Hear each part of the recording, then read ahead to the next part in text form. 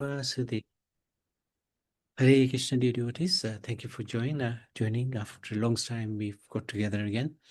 So we wanted to seek the blessing of Radha Madhav, Radha Shyam Sundar, Krishna Balaram, Bal Gopal, Nrsimhadev, Jagannath Baladev Subhadra, Gauritai, Tulsimani, Haridas Thakur, Guru Parampara, Srila Prabhupada, Guru Maharaj, and the assembled devotees.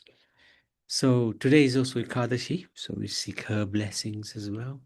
Wonderful day to start, actually. We are on the 11th canto, and a very quick run through the 11th canto because it's been a while since we've been looking at it. So it starts with the curse upon the Yadu dynasty, because Krishna, he was going to leave the planet. He had to ensure that his family, which were very powerful, also exited from this world. So there was a curse placed on the Yadus. Second chapter talks about the Maharaj Nimi meeting the 9 Yogendras. The Yogendras are great devotees, very, very learned personalities. And Maharaj Nimi made the use of that opportunity of meeting them. And he inquired, he had lots of questions. And each one of those 9 Yogendras answered him perfectly. And that the recording of that conversation is in chapter 2. It continues into chapter 3 as well. So many questions and so many answers as well. So we tried to do a little bit of a summary. It wasn't a deep dive into Bhagavatam, but a basic overview of the questions as well as the answers, which are worth going through again and again. So that was chapter 3, and chapter 4 also continues with questions about the creation and the incarnations of the Lord. And chapter 5 concludes the teachings to Vasudev. So this was again part of the conversation between Nimi and the 9 Yogendras. So it started from chapter 3, continuing on to chapter 6. So chapter 5. So chapter 6, the description is given of how the Yadus were advised by Krishna to go to Prabhash. And this is where in Prabhash the activities took place to take them all back to the spiritual world. Chapter 7, and this is really where we are, not in this chapter specifically, but Krishna starts to talk to Uddhav, giving him guidance, because he wanted Uddhav to stay in this world and give gyan, knowledge. And over the next many chapters, up to the chapter that we are actually going to start on today, so up to from chapter 7 till chapter 17, which is where we were up to, Krishna's instructing Uddhav, is guiding Uddhav through question and answers. And we will take it from chapter 18. So, description of Varnashram Dharma is the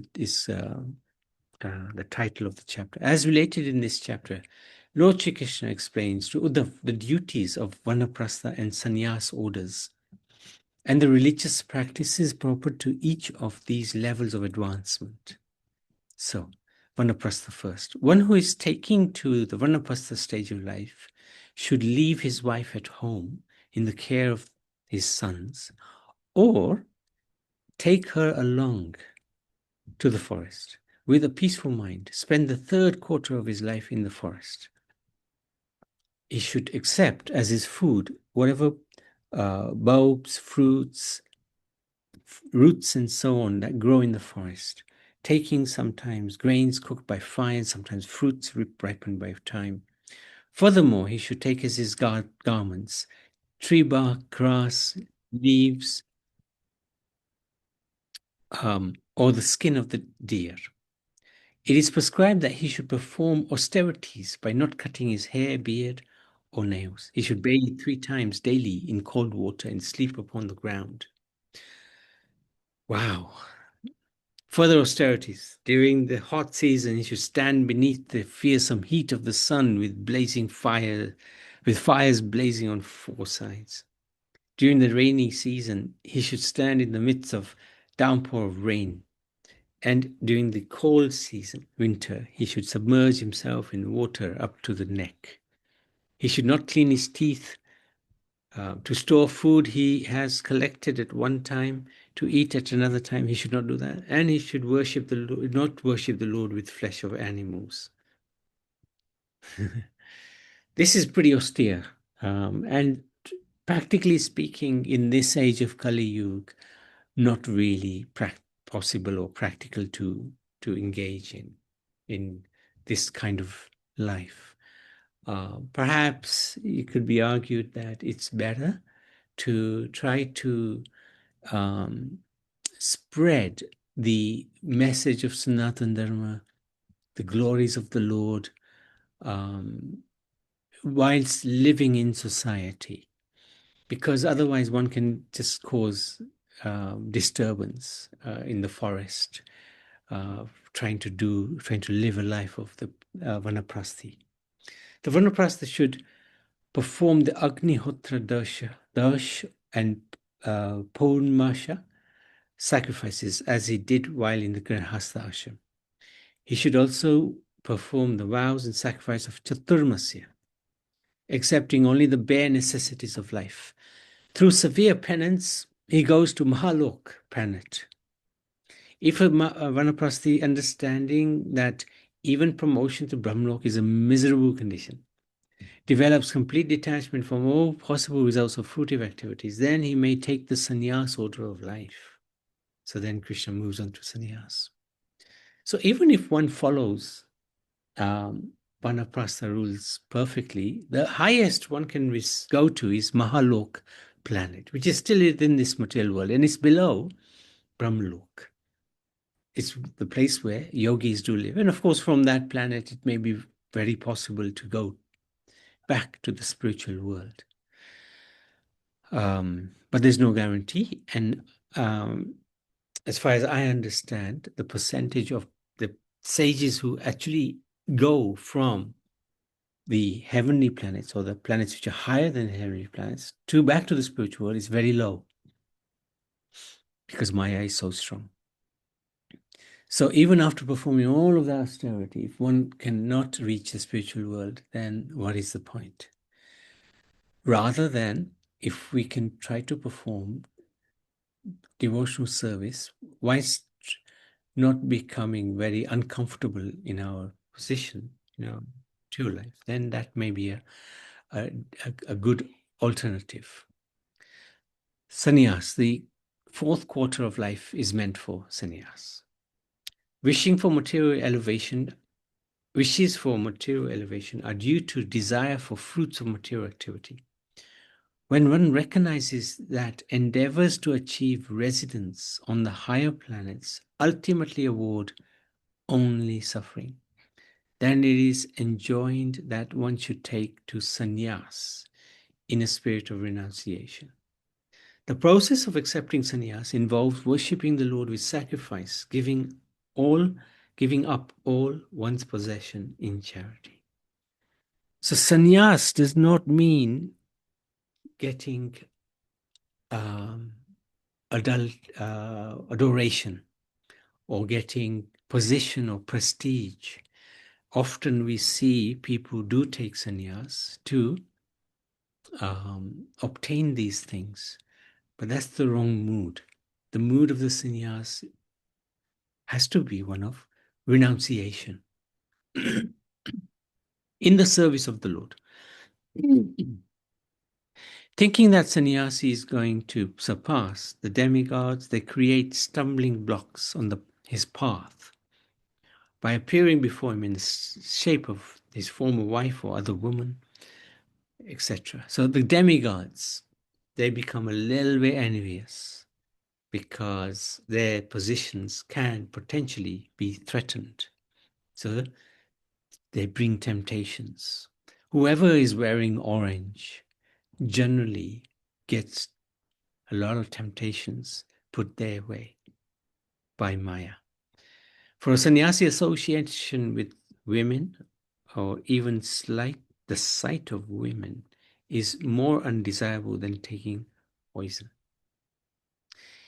Except in emergencies, the sannyasi should never wear more clothing than a loincloth or some simple covering over his loincloth. He should carry no more than his staff and water pot. Giving up all violence to living creatures, he should become subdued in the functions of his body, mind, speech. For example, drink water only after filtering it through a portion of his cloth. Speak only words that possess the purity of truth, and perform only those activities in his mind as carefully ascertained to be pure. He should remain detached and fixed on the self and travel alone to such pure places as the mountains, rivers, and forests.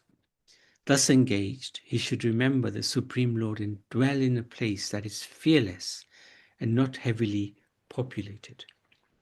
He should take his alms each day at 7 homes chosen at random from those of the members of the 4 social classes, avoiding only the homes of those who are cursed or fallen.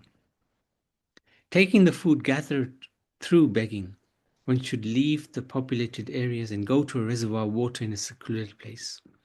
There, having taken a bath and washed one's hands thoroughly, one should distribute portions of the food to others who may request it. One should do this without speaking. Then, having thoroughly cleansed the remnants, one should eat everything on one's plate, leaving nothing for future consumption. So this is pretty hard life for a sannyasi, of a sannyasi. In this way, he should always be mindful at hankering for sense gratification is bondage, and that engaging the objects of the senses in the service of Lord Madhav is liberation. If one lacks knowledge and renunciation or continues to be troubled by the unconquered 6 enemies headed by lust and the all-powerful senses, or if one accepts the Tridanda, renounced orders simply for the purpose of carrying out a livelihood, then he will achieve, as his result, only the killing of his own soul. What does this mean? Because the soul is eternal. How can the soul be killed? Well, what happens is the soul becomes even more degraded, or the soul is always pure, but its condition becomes a terrible situation where it is is forced to enter a species of life where he has no consciousness of his soul, and therefore is effectively killed his soul. So this is if one is taking this sannyas order, but succumbing to the normal enemies headed by lust. A paramsa is not under the control of injunctions and prohibitions. He's a devotee of the Supreme Lord. He never engages in fruitive rituals in the karma kand section of the Vedas, which is basically a business transaction. I will do something for you, my dear demigod. Please give me some fruits, some results from that worship. Does not act or speak against the Vedic injunctions. Never speaks like a mere logician or skeptic. Nor does he take any side whatsoever in useless arguments. Never let others frighten or disturb him. He tolerates the insults of others, never himself belittles anyone. Never creates hostility with anyone for the sake of the material body. Although actually competent, he wanders about like a dull person. And although most learned, he engages himself like an insane fool in incoherent speech. He's disguised, basically. But he sees the Supreme Lord in all creatures and all living beings within the Supreme Lord. In order to keep his body alive for performing worship of this Lord, he accepts whatever excellent or inferior food, clothing, and bedding he can obtain without endeavor. Although he has to make some effort to find food for maintaining his body, he does not become joyful when he finds something, nor does he become depressed when not finding anything. The Supreme Lord himself, although not at all subject to the Vedic orders and prohibitions, by his own free will execute various prescribed duties. Similarly, the Paramsa, even while on the platform of freedom from subjugation to Vedic rules and prohibitions, carries out various duties. This is to serve as an example for the general populace. Because his perception of dualities has become completely eradicated by transcendental knowledge, which is focused on the Supreme Lord, he obtains upon the demise of his body, material body, the liberation known as Sastri, in which he becomes equal in opulence with the Lord. He doesn't want this, he doesn't need this, he doesn't desire this, but the Lord awards it to him anyway. But it doesn't make him proud. The person who desires his own best interests should take shelter of a bona fide spiritual master, filling his mind with faith, keeping free from enviousness, and remaining fixed in devotion. The disciple should serve the spiritual master, whom he should regard as non-different from the Supreme Lord. So, primary duties. A brahmachari, for him, the primary duty is to serve the spiritual master. For the householder, primary duty is protection of living beings and sacrifice. Sacrifice means giving in charity. For the Vanaprastha, it's austerities, philosophical understanding. For a sannyas, it's self-control, non-violence, primary duties. Celibacy, practiced by householders at all times, except once a month when the wife is fertile. Penance, cleanliness, self-satisfaction, friendliness with all living beings, and above all, worship of the Supreme Lord, are duties meant for every Jiva soul.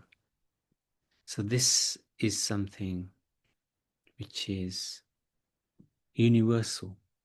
Right? Celibacy, penance, cleanliness, self-satisfaction, friendliness with all living entities. And of course, the highest, worship of the Lord, are our duties. One acquires firm devotion for the Supreme Lord by always rendering service to the Supreme Lord through one's own particular prescribed duty, by not engaging in the worship of any other personalities, and also by thinking of all creatures as the place of residence of the Supreme Lord in his form as the Supersoul. The followers of the Karma Kanda section of the Vedas can attain the planets of the forefathers and so on by their ritualistic activities. But if they become endowed with devotion for the Supreme Lord, then by these same activities, they can achieve the supreme stage of liberation.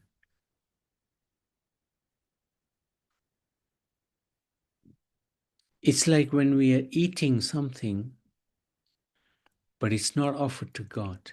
You get full, right? You still get satisfied.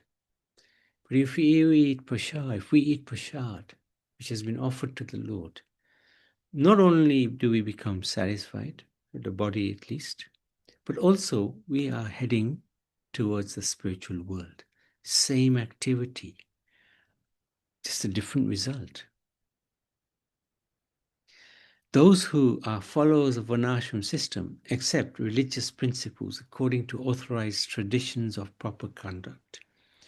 When such Varnashram duties are dedicated to me in loving service, they award the supreme perfection of life. Wow, what a chapter.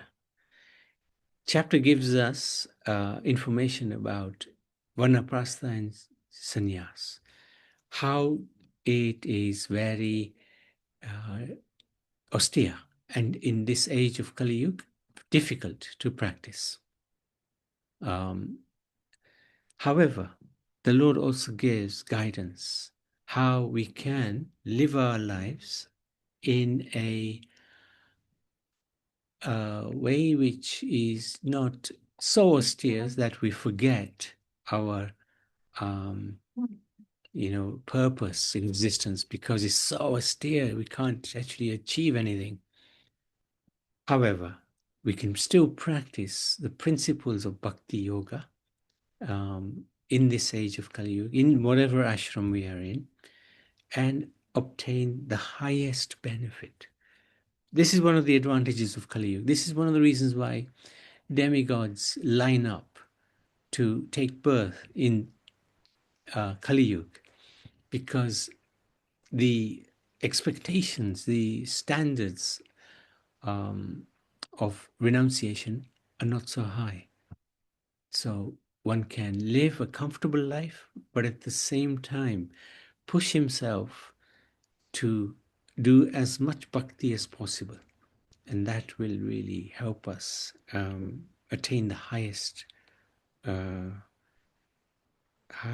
realm in the spiritual world.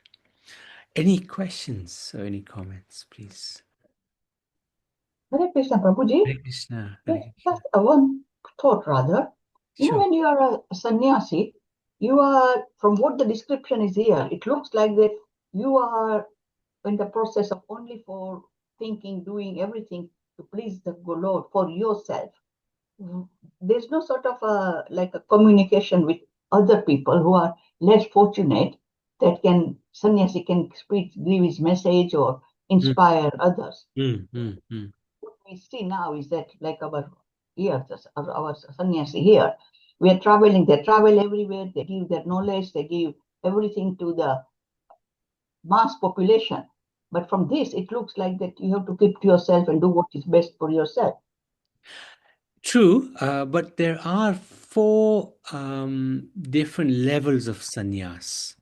Okay. And this is where Krishna is describing one level of sannyas. He hasn't described all of the different categories of sannyas, but you are spot on.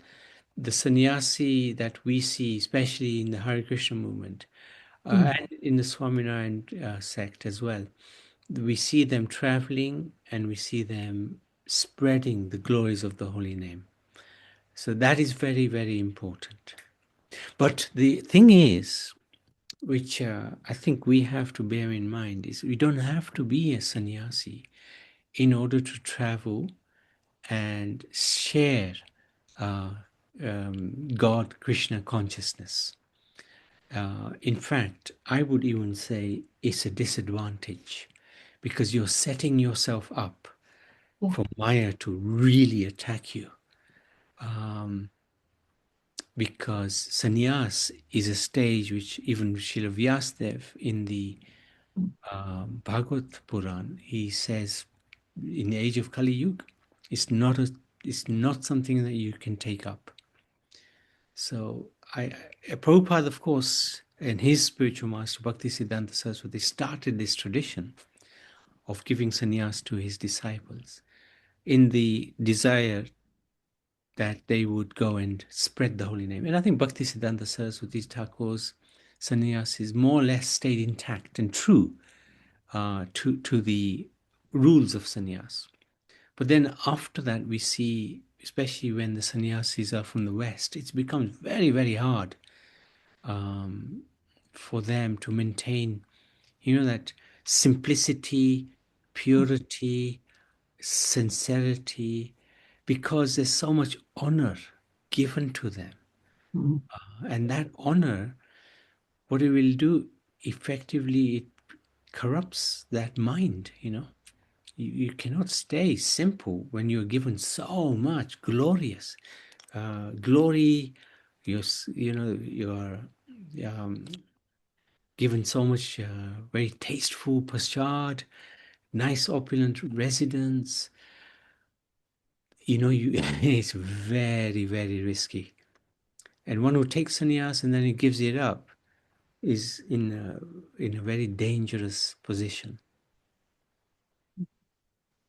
So you don't need to be a sannyas in order to. If one thinks that one has to be a sannyasi in order to spread the holy names, then that's Maya, because you don't need anything to spread the holy names. You simply can take to that service whatever varnashram system you are, whatever ashram you are in, Yeah. isn't Thank it? you, Prabhuji. Thank you. No, thank you so much, Nanivan. Our Guru Maharaj was very strong, actually. He gave one class in South Africa, which a lot of people didn't like, because he talked about the strict rules of sannyas and how, we're not following them, although the sannyasis who've taken sannyas are not following them necessarily. Yeah, it's a tough one. I know I don't know why people are so hung up. I want to be a sannyasi. Why? And from my very limited understanding of why, is because they want prestige, they want name, they want fame. Because a real sannyasi means you detach yourself completely. You take very simple food, very simple residence, very simple means of travel. Otherwise, it's Maya. Mm. Mhm. Unfortunate. Yeah, it's unfortunate. It should be like what Srila Prabhupada was doing, simple and keeping to Same. yourself, avoidance of all sense gratification. Which sannyasis nowadays they do, isn't it? Yeah. And to travel Prabhupada or was the to model. Yeah. Prabhupada live. was the model. Yeah. Yeah. Yeah. Yeah. No, you're absolutely spot on. He would travel from one place to another, and whatever came his way, Pushadam wise, he would accept it. He would go to Australia and he would pray to the deities. I've brought you here, but look after these guys because they're so fallen. His prayers were so sincere, and so he was such a simple, like he would just go from one place to another, and no jet lag would impact him. He would just continue his duties. That's a sannyas, So yeah, he was special. Okay, anything else? Anybody else? Okay, we can make a stop there.